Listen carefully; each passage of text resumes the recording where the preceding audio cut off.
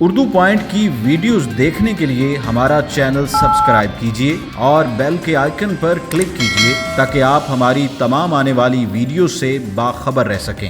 السلام علیکم ناظرین، آپ دیکھ رہے ہیں اردو پوائنٹ اور میں ہوں فاروق شہباز وڑائچ۔ آپ نے بہت سی ہمت والی اور مشکل داستانیں سنی ہوں گی، لیکن جو داستان میں آج آپ کو سنانے جا رہا ہوں یہ ذرا ڈیفرنٹ ہے۔ ہم لاہور کے ایک ایسے گھر میں موجود ہیں جو محنت کش خاتون ہیں، جنہوں نے محنت کر کے اپنی بچی کو پڑھایا ہے، اور بچی نے بھی جو والدہ کی محنت ہے اس کو پے بیک کیا۔ کس طرح سے کیا ہے؟ انہوں نے میٹرک کے جو امتحانات ہوئے ہیں ابھی حال ہی میں، اس میں پوزیشن حاصل کی ہے، 3rd پوزیشن حاصل کی ہے آل اوور۔ اور اس ٹائم میں ان کے گھر میں موجود ہوں، اور وہ بچی ہے، اس کا نام ہے سائرہ حیات، اور وہ اور ان کی والدہ یہاں پر موجود ہیں میرے ساتھ۔ اور میں آپ کو بتاؤں گا کہ اس باہمت بچی اور ان کی والدہ کی کہانی۔ سائرہ حیات سے بات کرتے ہیں۔ سائرہ، سب سے پہلے تو مجھے یہ بتائیں کیسا لگا ہے میٹرک میں 3rd پوزیشن، اور ٹی وی والوں نے بھی انٹرویوز کیے اور ہر جگہ پہ آپ آئیں، کیسا لگ رہا ہے؟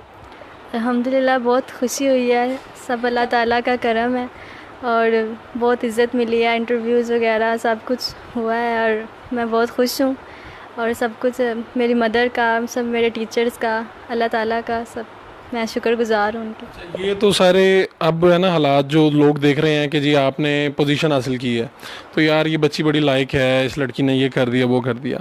آپ نے تو وہ حالات بھی دیکھے ہیں کہ آپ کی والدہ صبح جلدی اٹھتی ہوں گی، آپ کو بھی تیار کرتے ہوں گے، اور جا کے اسکول میں یہ کام کرتی ہیں، اور وہ کام بھی کرتی ہوں گی، پھر کتنے بجے آتی ہوں گی، آپ کو چھوڑ کے بھی جاتے ہوں گے، لے کے بھی آتے ہوں گے، تو آپ نے یہ سارے منظر بھی دیکھے ہیں۔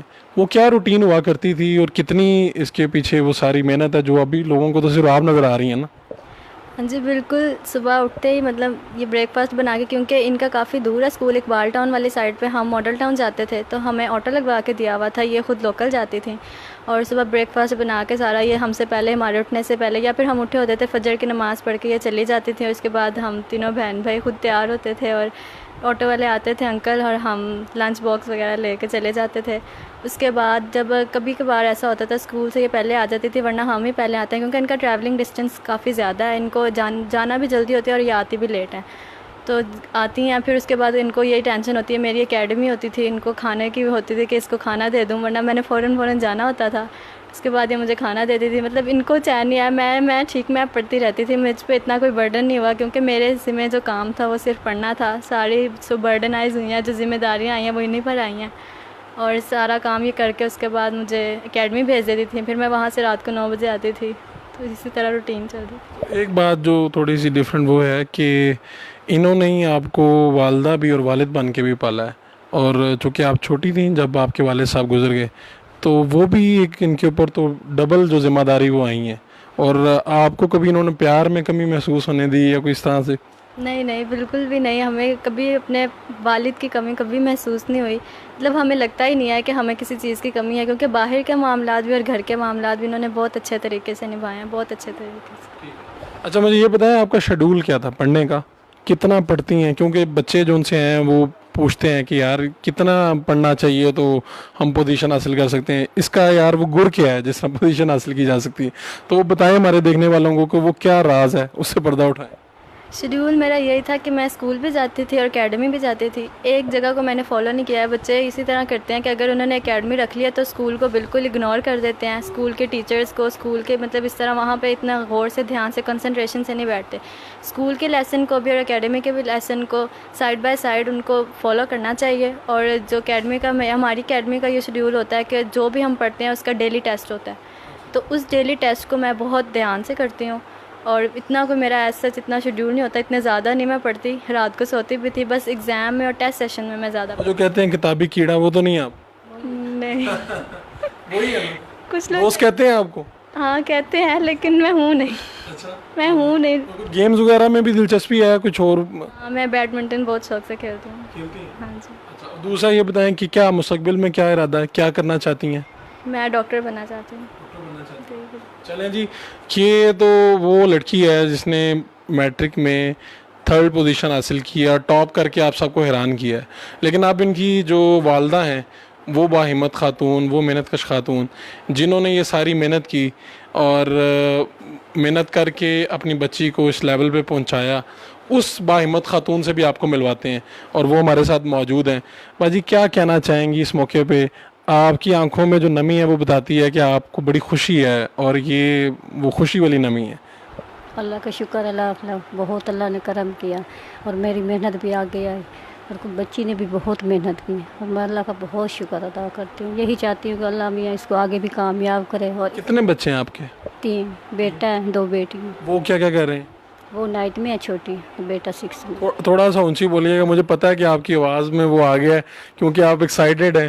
اچھا بیٹا 6 میں ہے اور چھوٹی بیٹی 9th میں پڑھتی ہے. ہاں وہ بھی اسی طرح محنت کر رہی ہے کہ ٹاپ شاپ تو نہیں کرنے والی؟ نہیں وہ بھی کرتی ہے، وہ بھی محنتی ہے.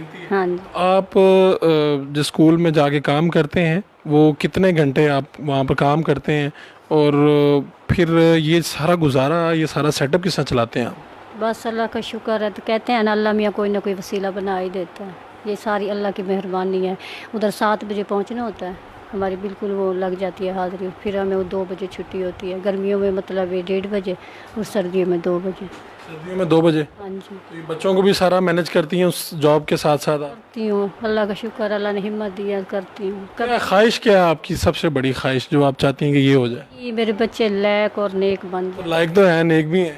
اللہ میاں ان کو اپنے پاؤں پہ کھڑا کر دے. جیسے یہ پڑھ رہی ہے، آپ دیکھیں آگے وہ ہے نا اس کی FSC، تو آگے پھر میڈیکل. یہ ذرا میرے لیے تھوڑا سا مشکل ہے. کہتی ہوں کوئی اللہ میاں وسیلہ بنا دے یا کوئی گورنمنٹ کو کی تعلیم ہے، مشکل ہے بچی لیکن لائق ہے.